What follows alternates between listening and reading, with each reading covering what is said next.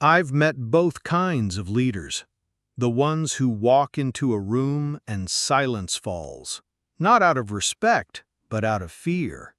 And the ones who enter quietly, but whose presence commands attention, not because they control others, but because they honor them. And I'll tell you the truth that most leadership manuals won't. The difference isn't in how loud they speak. It isn't even in how much they know. It's in how safe people feel around them. There is an invisible factor, subtle but undeniable, that separates those who are feared from those who are truly respected. That factor is emotional safety. Fear forces behavior, but only emotional safety invites growth.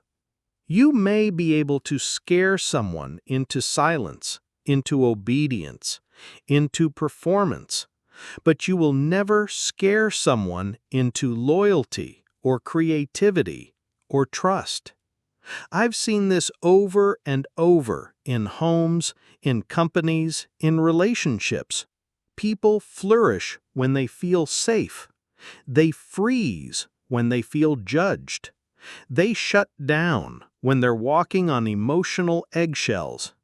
And yet so many leaders still rely on intimidation. They think that being feared equals being powerful. But fear doesn't build legacies. It builds resentment. Let me ask you this. When people leave your presence, do they breathe easier or hold their breath a little longer? Because that question tells you everything. Maybe no one taught you this before. Maybe you were raised under the rule of fear by a parent, a coach, a manager who believed that control was the same as respect. But real leaders, those whose names we remember with admiration, they don't break people down to build themselves up. They make people feel seen. They make space for mistakes. They lead with conviction, yes, but never with cruelty. And that difference changes everything. You don't need to be perfect to lead well, but you do need to be present. And presence is what the heart remembers long after titles are forgotten. I once met a woman who had spent 20 years working under a boss no one dared to challenge. He was efficient, results-driven, ruthlessly punctual. But every time she made a mistake, even a small one, he'd humiliate her in front of the team. She said to me, "I gave him my hours, but never my heart. I obeyed his rules, but I never gave him my trust." That right there is the quiet tragedy of fear-based leadership. Yes, people may comply. Yes, they may hit deadlines and follow instructions, but deep down, they disconnect. They detach. They do only what is required, never what is inspired. Because fear crushes initiative. It silences innovation. And worst of all, it teaches people that their value is conditional, tied to perfection, not presence. But when people feel emotionally safe, when they know they can speak honestly, fail without ridicule, and be heard without judgment, they bring their full selves. They contribute not just their labor, but their loyalty, not just their ideas, but their courage. And that is what transforms a workplace into a culture, a home into a sanctuary, a leader into a legacy. So let me ask you, when was the last time someone felt safer after talking to you? When was the last time your presence calmed a storm instead of creating one? The leaders I admire most aren't the ones with the strongest resumes. They're the ones who remember how it feels to be human. They ask more questions than they give commands. They correct without shaming.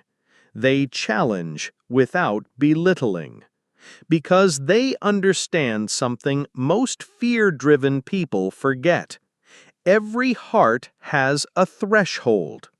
Push too hard, too often, and it will shut down. But if you build trust slowly and sincerely, it will open in ways that transform everything around it. Maybe you've lived under fear for so long that it's become normal. Maybe you lead others now, but deep down you're still trying to avoid the pain of your own past. I want you to know it's not too late to choose differently. You can create spaces where people breathe deeper. You can lead in ways that heal, not harden. And you can build loyalty that lasts, not because people fear you, but because they believe in you. I once had a student, a young man in his early 30s, who told me, "I don't know how to lead without fear. It's what I grew up with. It's how I was managed. It's all I've ever seen." He wasn't cruel. He was scared. Scared that if he didn't dominate, he'd disappear. Scared that kindness meant weakness. Scared that if he wasn't the loudest, he'd lose control. But what he didn't realize was this: real leadership begins the moment you no longer need to protect your ego.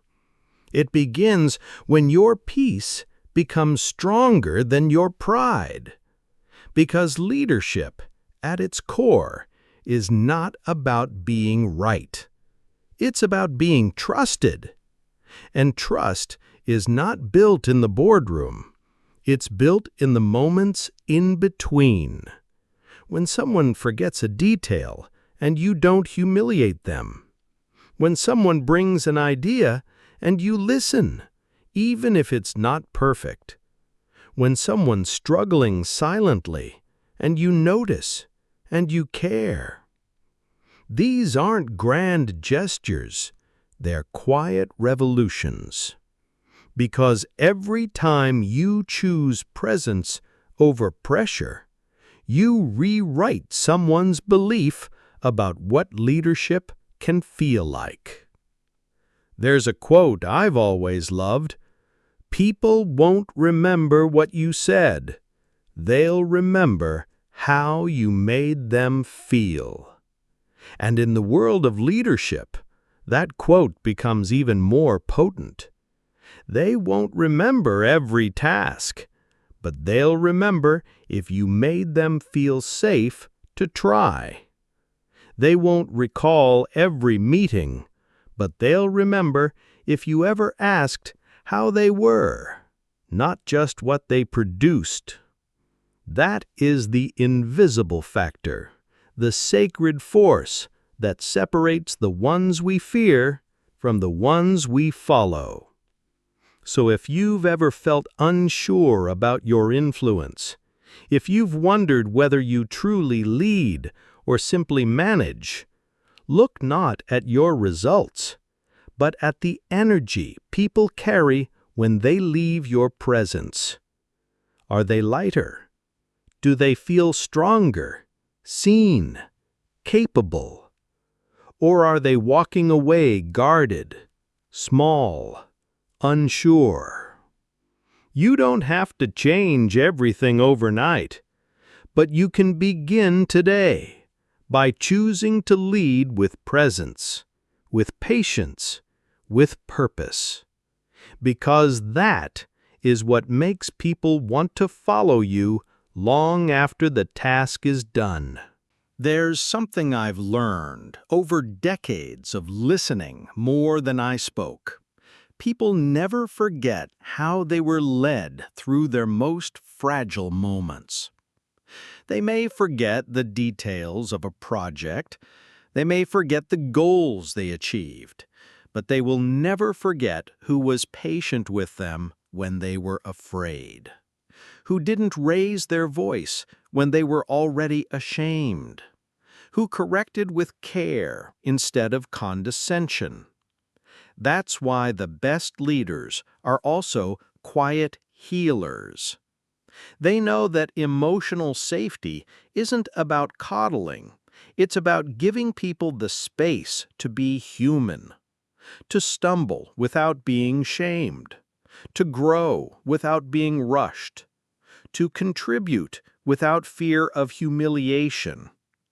Let me leave you with this. You don't need to choose between respect and compassion. You don't have to be feared to be effective. You don't need to use volume to be heard. What you need is presence, the kind of presence that says, "You are safe here, even when you make a mistake." The kind of steadiness that allows others to breathe deeper around you. The kind of heart that leads not just with standards, but with soul. Because fear may give you temporary compliance, but only emotional safety will give you lasting connection. And connection, true, sincere, human connection, is where the best work, the best ideas, and the best loyalty come from. So, from this day forward, let your leadership be different. Don't strive to be remembered as the loudest voice. Be remembered as the one who listened, as the one who steadied the room, as the one others trusted, not because they had to, but because they wanted to. That's what the world needs now. Fewer bosses, more leaders. Fewer critics, more builders of emotional trust. And maybe, just maybe, someone you lead today will become the kind of leader tomorrow who says, "I learned how to lead not by fear, but by how someone once made me feel safe enough to grow." Let that legacy begin with you.